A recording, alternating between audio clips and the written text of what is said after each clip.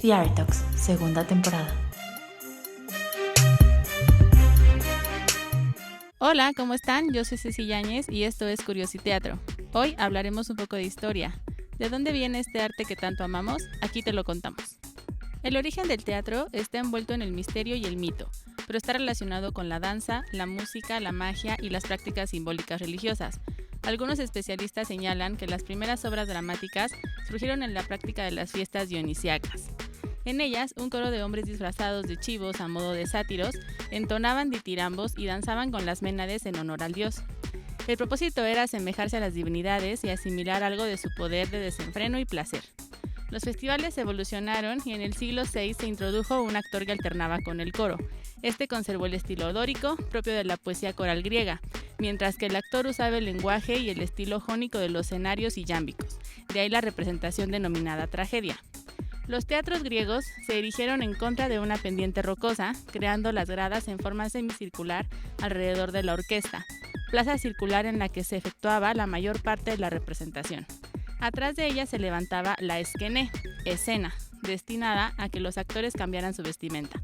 El proscenio, una pared con columnas, sostenía las decoraciones que evocaban el lugar de la acción.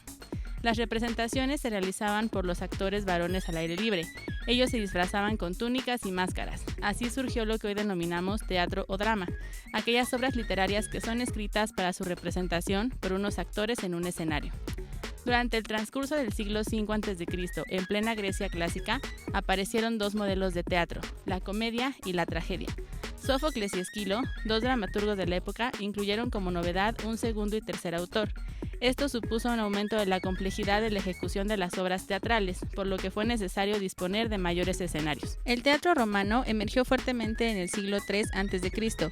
Pese a que en principio las obras teatrales tenían un fuerte vínculo con los festivales religiosos, no pasó mucho tiempo para que esta espiritualidad teatral se desvaneciera. Esto fue así debido al incremento de festejos y festivales, por lo que el teatro se fue convirtiendo cada vez más en un entretenimiento del pueblo. Una vez dicho esto, es lógico que la forma teatral más demandada y que más gustaba al público popular era la comedia. A este primer periodo se le denomina teatro romano clásico, ya que incluye el teatro realizado en Roma y Grecia, es decir, las civilizaciones clásicas.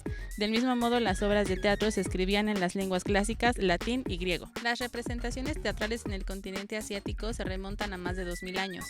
En la India, en el siglo IV a.C., existía un tipo de poema épico mitológico, el Majábharata. A través de algunos de ellos se puede saber la existencia de una especie o tipo de interpretaciones teatrales de carácter religioso muy remotas. En Japón, la evolución del teatro, llamado en español Nyo, derivó en el denominado teatro kabuki.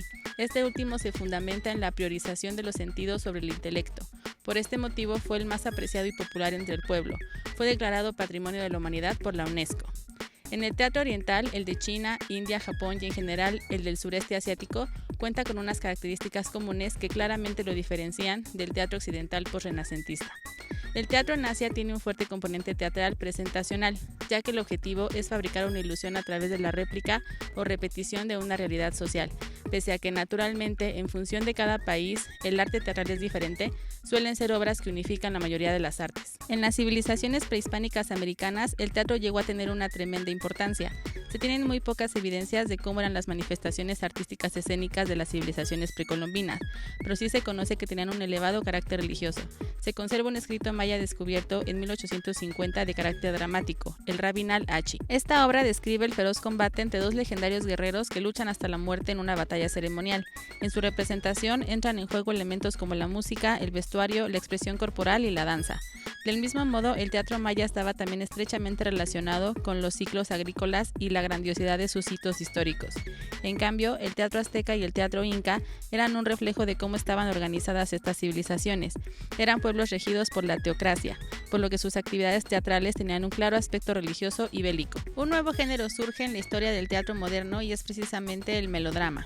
El melodrama se define como la descripción de la realidad, una literatura y teatro identificados por tener libertad a la hora de intervenir, pero siempre con la esencia del teatro. Como este teatro fue bien aceptado por la mayoría de los países y regiones, se empezó a esparcir por todo el mundo. Plantea más que todo preguntas en vez de respuestas y esto hace que el teatro sea mucho más interesante. El teatro moderno contemporáneo es un desafío constante de géneros y formatos tradicionales. Es más espectáculo que literatura. En el teatro actual se examina el mundo y eso ayuda a los espectadores a conocerlo. Le da vueltas a los temas de siempre como la muerte, la familia, el amor, el Estado, la libertad, etc., pero debatiendo la actualidad, reviviendo la historia y hasta anticipando el futuro. Podemos encontrarnos adaptaciones de novelas o películas, hasta revisiones clásicas y de nuevas dramaturgias. Gracias por habernos acompañado. No olviden seguirnos en nuestras redes sociales, Facebook e Instagram como Foro Cultural Chapultepec. Hasta pronto. Un proyecto presentado por el Foro Cultural Chapultepec.